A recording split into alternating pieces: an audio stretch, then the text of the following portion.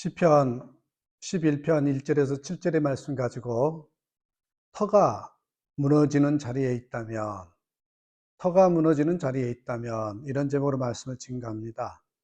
요즘 시편을 읽고 있습니다. 시편을 읽다가 가슴에 뭐랄까 이렇게 찡함이 오는, 감동이 오는 그런 성경 구절들이 몇 군데가 있어서 오늘은 특별히 시편 11편의 말씀 가지고 함께 나누겠습니다. 7절 정도밖에 안 되는데 그 내용을 보시면 참 우리 현실에 다가오는, 그리고 귀한 메시지를 주고 답을 주는 그런 말씀이다, 이런 생각이 들었습니다. 자, 터가 무너지는 자리에 있다면, 어떤 분이 죽은 개를 안고 목사님을 찾아왔더래요. 목사님, 저의 애완견이 죽었습니다. 불쌍한 이 개의 장례 예식을 치러주시면 안 되겠습니까? 목사님 왈, 안타까운 일이지만 개를 위해 장례의식을 가질 수는 없습니다. 개 주인이 봉투 하나를 만지작거리면서 이 1,000만 원 헌금으로 장례 헌금이 모자라는 모양이군요. 한 500줌 더 보태서 아랫마을에 있는 성당이라도 봐야겠군요. 그렇게 이야기를 하니까 목사님이 1,000만 원, 500만 원이라는 그 말에 눈이 커지면서 얼른 죽은 개를 받아 안았습니다. 그러면서 하는 말이, 왜 진짜 이 개가 개신교인이라는 것을 말씀하지 않았습니까? 그래요.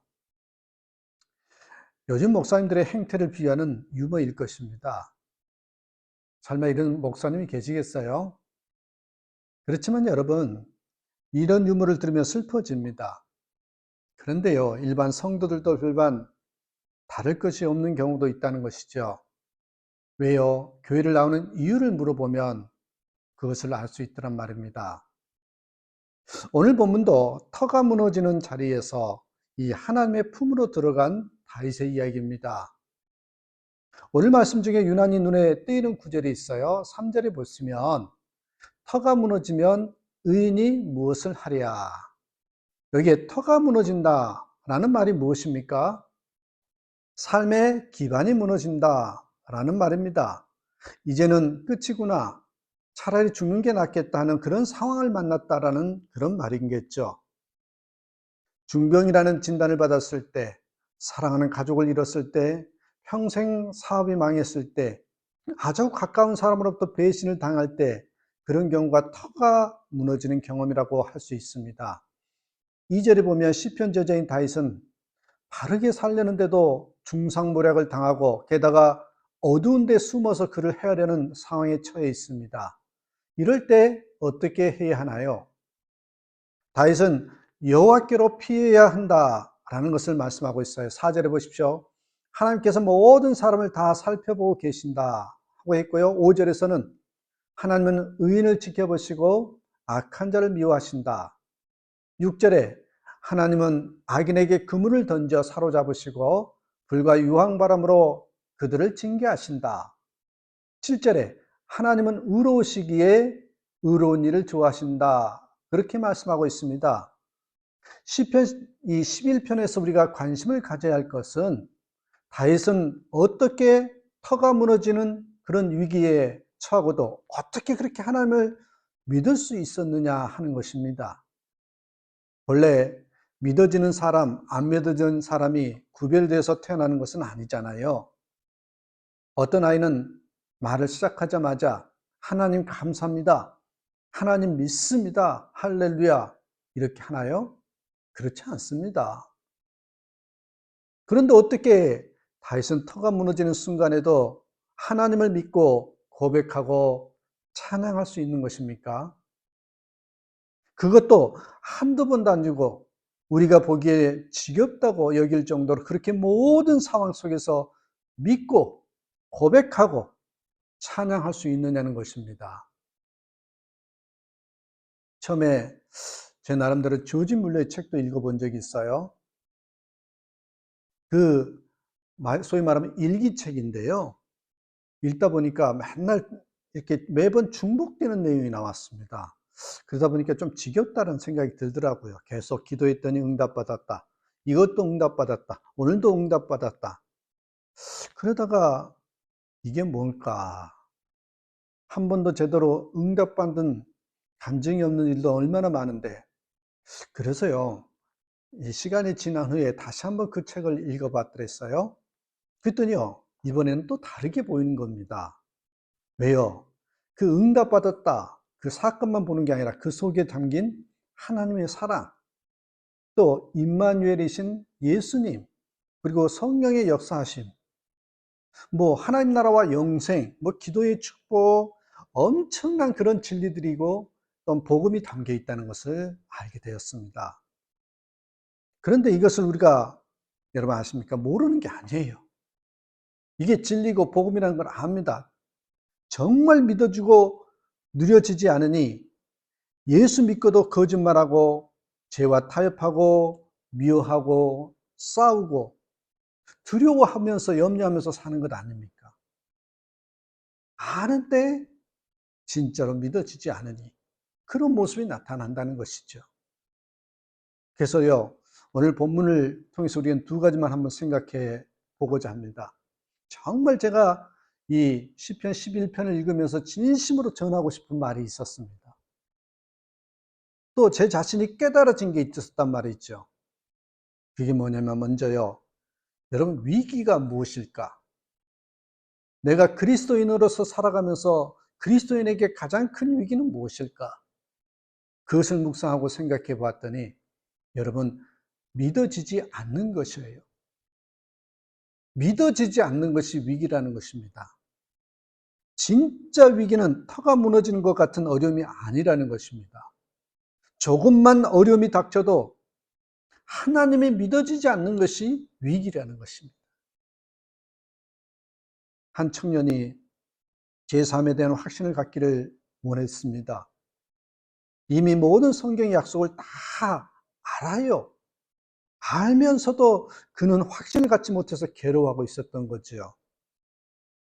그에게 성령의 내주하심이 어느 순간에 확 와 닿은 것입니다. 그랬더니 제사함받은 증거임을 가르쳐 준 것이었는데 너무 놀라워서 즉시 마음에 무거운 짐에서 벗어나는 그런 느낌을 들었다라는 것이죠. 뭐예요? 믿어진 거예요. 알았던 것이 믿어지니까 이런 현상이 나타나는 것입니다. 믿어지면 누가 무엇이라고 해도 그 길을 담대하게 찬송하면서 노래하면서 가는 것이죠. 믿어지니까 그렇게 되는 것입니다. 그러니까 가장 큰 위기가 뭐예요? 믿어지지 않는 것입니다. 그렇습니다, 여러분. 아는 길을 가는 마음, 내가 다 그 길을 알아요. 이미 가봤기 때문에, 경험했기 때문에, 이리 가면 이쪽, 여기 가면 뭐가 있다, 다 길을 알아요. 여러분, 그 아는 길을 간 마음, 여러분 아시지요? 산이 가로막히고 큰 건물이 가로막히고 길이 험하고 바람이 불어도 마음은 언제나 여러분 괜찮습니다. 불안하지가 않습니다. 오히려 여러분 담대하잖아요. 왜 그럴까요? 이미 알고 그것을 경험했기 때문에. 여러분 하나님을 믿고 사는 자도 이렇게 사는 것입니다. 하나님을 믿는다는 것도요, 이와 마찬가지입니다. 야고보서 1장 2절에 내 형제들아 너희가 여러 가지 시험을 당하거든 온전히 기쁘게 여기라. 여러분 그런 거죠. 아니까, 믿어지니까. 일제시대 나라가 무너졌어요. 그 당시에 살려면 신사참배를 해야 됐겠죠. 신사참배를 하라 했지만 손양원 목사님 같은 분들은 감옥에 들어가서 엄청난 고초를 당했지요. 1948년 10월 19일 여수 순천 반란 사건이 일어났을 때 손양원 목사님의 두 아들인 동인군과 동신군도 반란을 피하라는 그런 권면을 받았지만은 자기들이 피할 것은 예수님의 품이라고 말하면서 피하지 않았다가 10월 21일 총살 순교를 당했습니다. 6.25 전쟁이 일어났을 때 선교사들이 손 목사님과 가족이 피난을 갈 수 있도록 이 애양원 앞 신품리 앞바다에 배 한 척을 마련했더래요. 그러나 손 목사님은 내가 피할 곳은 예수님의 품입니다. 그렇게 말하면서 나은 자들과 함께 있다가 50년 9월 28일에 순교의 죽음을 당해서 주님의 품에 영원히 안겼습니다. 여러분, 그들의 죽음이 무모한 죽음이었을까요? 아닙니다. 저는 그렇게 말씀하고 싶습니다.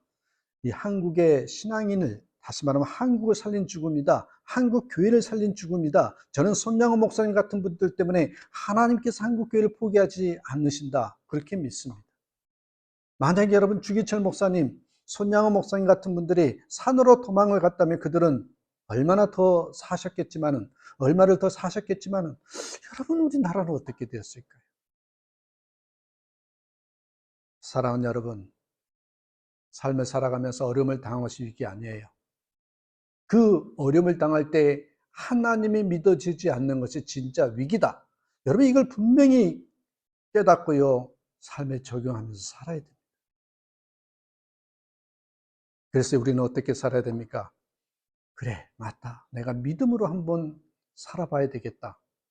믿음으로 살아보려고 해야 한다는 것이죠. 어떻게 이런 믿음을 가질 수 있을까요? 다윗의 시편을 읽기만 하지 말고 다윗의 삶을 따라 한번 살아보라는 말씀을 드리고 싶습니다. 아니, 우리 함께 다윗의 시편만 읽지 말고 다윗의 삶을 따라 한번 살아보십시다. 그렇게 말씀을 드리고 싶습니다. 믿음은 하나님이 주시는 것입니다. 그러나 믿음을 얻기 위해서 할 일도 있는 것입니다. 그것은 다윗처럼 항상 하나님을 의지하고 바라보고 생각하는 것입니다. 시편 16편 8절 말씀, 참 제가 좋아하는 말씀인데, 내가 여호와를 항상 내 앞에 모시며 그가 나의 오른쪽에 계심으로 내가 흔들리지 아니하리로다. 여러분 이것이 다윗이 터가 무너진 상황에서도 하나님을 믿을 수 있었던 이유입니다. 요 4절에 보십시오. 다윗은 여호와께서는 그의 성전에 계시고, 그렇게 말씀하는데, 이 말한 것을 보면 다윗이 터가 무너지는 상황에서 너무나 두려웠다가 하나님의 성전에 들어가 기도하는 중에 하나님에 대한 믿음을 다시 회복했던 모양입니다. 여러분, 우리가 하나님의 성전인 것을 아십니까? 성령 하나님이 우리 안에 계시기 때문이죠.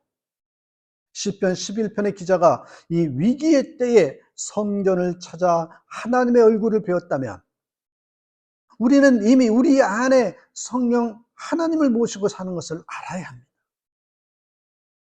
다윗에게만 이런 믿음이 생기는 것이 아닙니다.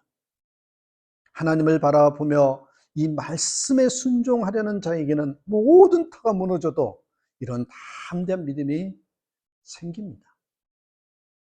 성도 여러분, 터가 무너지는 것 같은 일이 일어나도 두려워하지 마시기 바랍니다. 터가 무너져도 살 길은 있습니다. 그것도 큰 길이죠. 시온의 대로라 하지 않았습니까? 우리가 해야 할 일은 오직 하나님을 바라보고 하나님을 믿고 항상 주님의 말씀에 순종해 보려는, 그 말씀을 붙잡고 한 걸음 한 걸음 뚜벅뚜벅 걸어가 보려는 그 믿음이 중요합니다. 그러면 하나님께서 반드시 모든 것들을 다 이끌어 가십니다. 기억하십시다. 진짜 우리 삶 속에 터가 무너진 것이 위기가 아니라, 그런 상황 속에서도 하나님이 없는 것처럼 살아가고 하나님이 믿어지지 않는 것이 진짜 위기라는 것을 기억하시면서 우리 말씀대로 믿음대로 살아보려고 하는 저와 여러분의 삶이 되기를, 그런 신앙이 되기를 주님의 이름으로 축복합니다. 기도하겠습니다.